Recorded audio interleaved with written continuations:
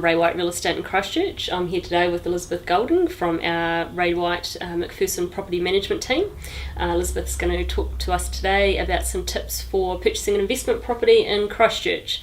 So Elizabeth, I've sorted out my finance. We know what we can spend. We're going to start looking for an investment property.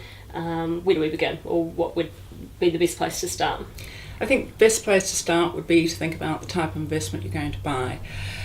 Do you have skills that you can add value to the property, in which case, great, buy something that's a little bit older, you can add some value, paint, minor renovations, that sort of thing. Right.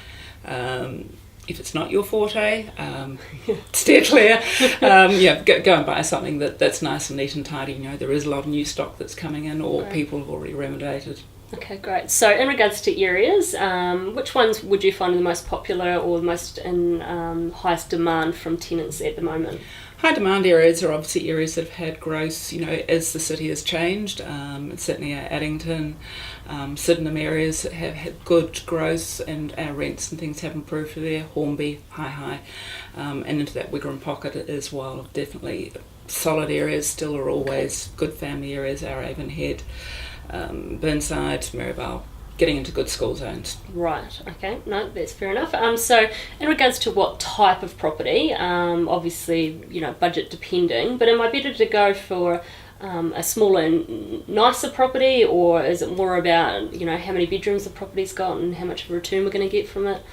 I guess it depends on what your strategy is. Your yield, at the end of the day, probably we're getting 5 to 6% on the current market, but some people are thinking longer term. So if you're buying something perhaps as a land bank, big land, small house, you might not necessarily get the cash flow, but you're going to get good capital improvement.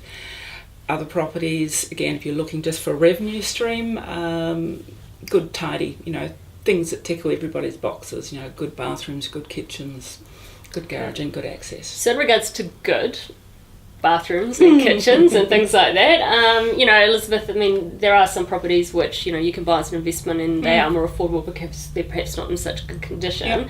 So how much money should we be spending on an investment property? What are the minimum standards that tenants would be expecting these days, and also us to get a reasonable return? I think fresh, clean. It doesn't necessarily have to be immaculate, but tidy.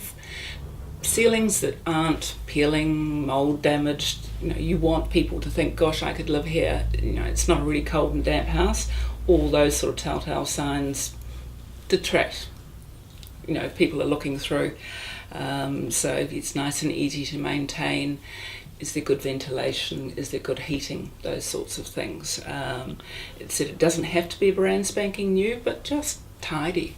Okay, good. So it's worth definitely spending a bit of money on a coat of paint or something like Absolutely. That. So maybe factor that into the purchase price. Yeah, definitely.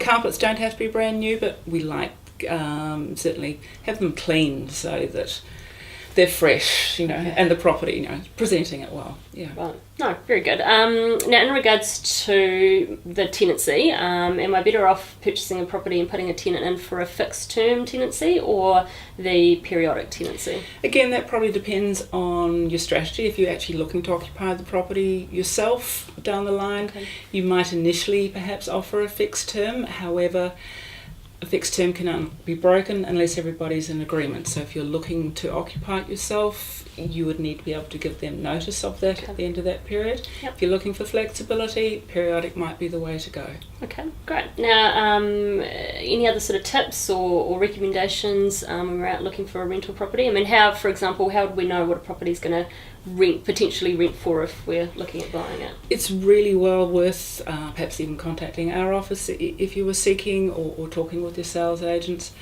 Get a good comparative analysis of what the market is doing. We provide rental appraisals for all our sales team. It gives the investor an idea of what current market is producing in terms of median rents is often a good guide, and what the highs and lows within that range might on the market be offering at the moment. Oh, fantastic. I guess one last tricky question for you, Elizabeth. If you were going to buy an investment property right now in Christchurch market, what would you be looking for? I'd probably be looking for 3 bedrooms. I'd probably be looking to do something in the Sydenham area, Yep. if I could. There's a lot of people my age group when you're downsizing. It's a great location. It's close to the heart of where the city is going to be.